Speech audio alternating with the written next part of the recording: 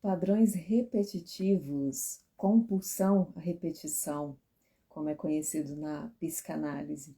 Por que falar disso, Deusiane? Outro dia eu trouxe aí, né, um vídeo a esse respeito e até utilizei a questão das pessoas que têm dificuldade para emagrecer ou para se manter magros, né? Então contei dois casos para ilustrar isso aí, né? Boa tarde, Anderson. Do que vem a ser esse padrão repetitivo ou essa compulsão à repetição. Mas o que é isso exatamente, Deusiane? Bom, isso para ilustrar bem, da forma mais simples e que todo mundo compreende, é o tal do dedo podre, por exemplo. Esse é um padrão repetitivo, aquele da pessoa, tanto faz, né, homem ou mulher, que entra num relacionamento ruim, né, de repente sai dele, entra em outro relacionamento ruim, com uma pessoa diferente, mas com os mesmos aspectos, né, ruins. Então, isso é um padrão repetitivo, isso é compulsão à repetição. Tem a compulsão que hoje nós conhecemos também como toque, né? Que digamos assim, que é uma compulsão mais evidente do que talvez só o dedo podre, que acontece esporadicamente, né? Da pessoa entrar num relacionamento ruim. Mas a compulsão é aquilo, né? Que a pessoa sente a necessidade de lavar as mãos 50 vezes. Ela sente a necessidade de tomar banho 30 vezes ao dia. Ela precisa conferir se fechou a porta, né, do apartamento, do carro, 100 vezes. Então, essa é uma compulsão à repetição. No caso, a psicanálise explica essa compulsão, né, como a neurose obsessiva. Mas eu terei que trazer outro vídeo, isso, toque. Outro vídeo para tratar esse respeito. Só estou esclarecendo assim, que tem, né, a compulsão à repetição, que é o toque, que num outro momento eu vou trazer esse assunto, e tem a compulsão à repetição, né, os padrões repetitivos que a gente leva aí no decorrer da vida, como, por exemplo, o famoso dedo podre. Mas isso acontece também com as finanças, acontece no trabalho, pessoas, né, que têm um padrão repetitivo, que entra num trabalho e não consegue se firmar, então sempre sai ou é dispensado ou pede conta, isso é uma constante na vida da pessoa, porque isso esporadicamente acontece com qualquer um, né? Mas nós estamos aqui tratando de repetições. Então, assim, né, o famoso dedo podre, um trabalho, a pessoa que, olha só, ela até ganha dinheiro, mas ela sempre se vê sem o dinheiro. Ela ganha, mas ela gasta. Por que essa pessoa não consegue administrar bem esse dinheiro e, principalmente, fazê-lo multiplicar? Então, tem um padrão repetitivo aí, tem um problema aí, né? E aí, há pessoas que reconhecem isso e buscam ajuda, porque isso interfere nas suas vidas. Elas chegam na clínica, né? Tô com problema no relacionamento, a vida inteira foi assim, eu não suporto mais. Eu ganho dinheiro, mas eu nem sei como, mas acaba tudo de uma hora para outra, né? Então, assim, várias áreas da vida. Aí, no último vídeo, eu falei sobre isso e ilustrei sobre as pessoas que têm dificuldade de emagrecer ou de manter-se magras, né? E eu disse que ali o que está acontecendo é um retorno àquele conteúdo inconsciente, geralmente lá da infância. A pessoa sofreu um transtorno, um trauma, uma dificuldade emocional na infância, ela não tinha um aparelho psíquico maduro, né, para compreender aquilo. Então, ela reprimiu. Ela teve contato ou com uma dor muito grande, ou com um nojo muito grande, ou com uma vergonha muito grande. E como ela não estava preparada para isso, o que ela fez? O que geralmente as pessoas fazem? Reprimem aquele conteúdo.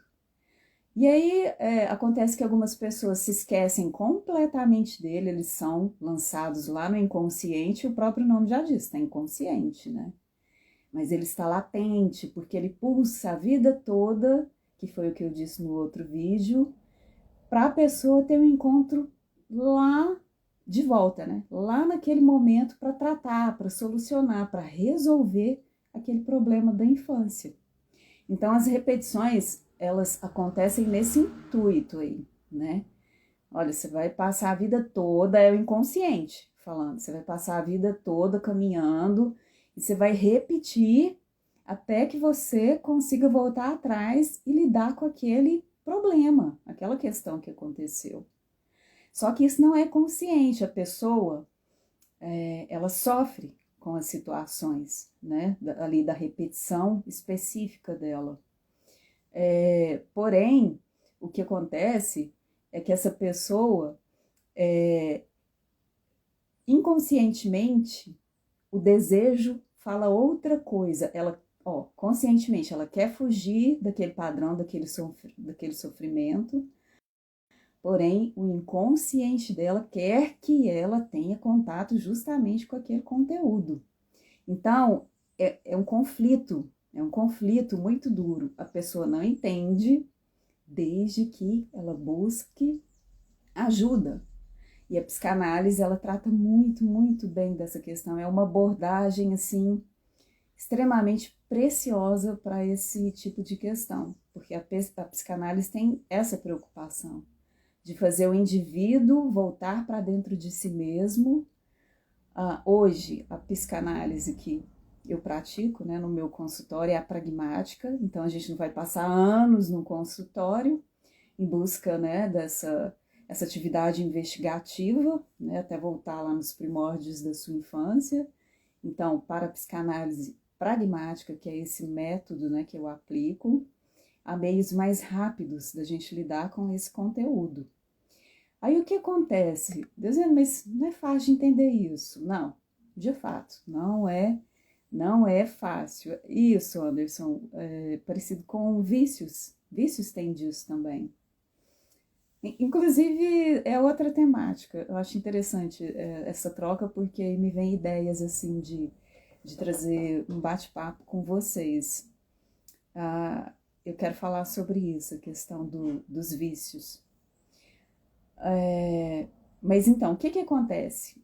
É um pouco complicado de entender, mas Freud foi tão genial em descobrir isso, porque nós somos duas instâncias. É como se nós fôssemos duas coisas. O inconsciente, que é um conteúdo que a gente não acessa, a gente não tem acesso direto a ele. A gente acessa, sim, pelas técnicas da psicanálise, num consultório. E a gente tem a nossa parte racional, que é o ego, né? O eu que penso, eu que falo, eu estou aqui com você. Então, são como se fossem duas partes, né? De um único eu. Só que elas têm essa cisão, elas são de fato separadas. E aí essas repetições acontecem com essa intenção. Eu estou trazendo aqui um outro ponto de vista que é para tentar esclarecer o que vem a ser essa compulsão, a repetição, padrão repetitivo. O que é isso? Então eu vou tentar falar de várias formas. Aí lembra da analogia aí de Freud, perfeita, do iceberg?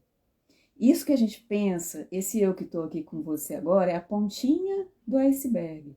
Lá para dentro do oceano é gigante, é muito maior. Esse é o inconsciente. Tem conteúdos gigantes e muito poderosos dentro de nós, que a gente não tem acesso, e esses conteúdos, eles determinam as nossas vidas. Olha que coisa intrigante, né? Uma coisa que eu não sei, que eu não tenho acesso, comanda a minha vida. Comanda. E se estiver comandando para o bem, parabéns, excelente. Agora, se não tiver, é necessário uma ajuda. Então, o que acontece? É preciso que esse indivíduo que passou por um trauma, uma dificuldade lá na infância, ele faça uma reintegração com esse conteúdo que está no inconsciente dele. Isso que é voltar lá atrás. E como essa reintegração ela acontece? Quando em análise o sujeito passa a entender algumas coisas, ele tem insights, ele percebe algumas coisas que geralmente estão até lá na infância, né? E aí ele elabora isso. É preciso que o indivíduo tenha contato com aquela dor, que ele sentiu, com aquela vergonha ou com aquele nojo. Por exemplo, o abuso causa nojo, né? Vergonha, né? A pessoa passa por uma repressão muito grande, a criança, a troco de nada. É preciso necessariamente que ela tenha um encontro com aquele afeto, a psicanálise chama isso de afeto, que é a dor que esteve vigente naquele momento do trauma. Não, ela só precisa voltar lá, admitir e entender, né? Isso, sim, Anderson, as terapias, né, não só a psicanálise, mas cada um, assim, é mais efetivo para determinadas coisas. A psicanálise é excelente nesse aspecto, porque ela vai, né, ajudando o analisando a se olhar, a se conhecer, a se perceber, a ter contato com aquilo que foi muito difícil para ele, a ter um contato, né, com, sei lá, as dificuldades familiares de convivência, ou as dificuldades no trabalho. E aí, chega-se num ponto em que a pessoa, esse inconsciente, são os atos falhos isso. Os atos falhos trazem conteúdos preciosíssimos, seja através da fala, né? Seja através dos sonhos. O inconsciente, ele se manifesta de forma simbólica. Então é por isso que assim, eu vou lá no psicólogo, ou no caso no analista, né? Porque quem é da psicanálise não necessariamente tem que ser psicólogo, mas vou lá no analista bater papo. Muita gente até hoje pensa que psicologia e terapia, né? No caso a análise, é bater papo. Não, isso eu faço com meu amigo. Não, eu tenho amigo para conversar. Mas seu amigo tem técnica? Seu amigo tem técnica para te levar nos lugares que são precisos chegar? Então, assim, é uma coisa bem diferente.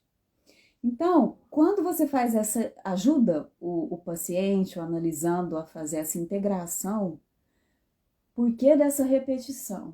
E não é padrão, não.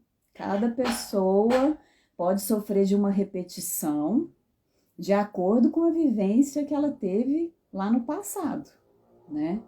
Então, quando se integra, a pessoa tem contato com aquilo, ela entende e ela elabora, ela admite. Gente, assim, é a coisa mais linda. Sabe, assim, é sofrido, é doloroso, porque a psicanálise, eu costumo falar, é para corajosos. É para quem tem coragem de olhar para si, né, para dentro. Mas assim, a gente vê frutos, eu particularmente no meu processo como paciente, que ainda sou, né, da psicanálise, é incrível, assim, os contatos que você vai fazendo consigo mesmo. Então, eu vou ficar por aqui, né, aos pouquinhos eu vou falando sobre isso. Isso tem muito a ver com a frustração, que é uma temática que eu estou trazendo, assim, como... Estou sendo insistente nela e continuarei, porque a frustração alimenta essa repetição, ela alimenta esse padrão repetitivo. Então, a gente tem que olhar com muito cuidado para essa tal dessa frustração. Aí, vou trazer, assim, aí... algum conteúdo sobre o toque, que fala aí, né, do obsessivo compulsivo para psicanálise, e também sobre os vícios, que é bem interessante. Obrigada aí pela dica, Anderson. Então a gente se vê aí nos próximos conteúdos. Um abraço.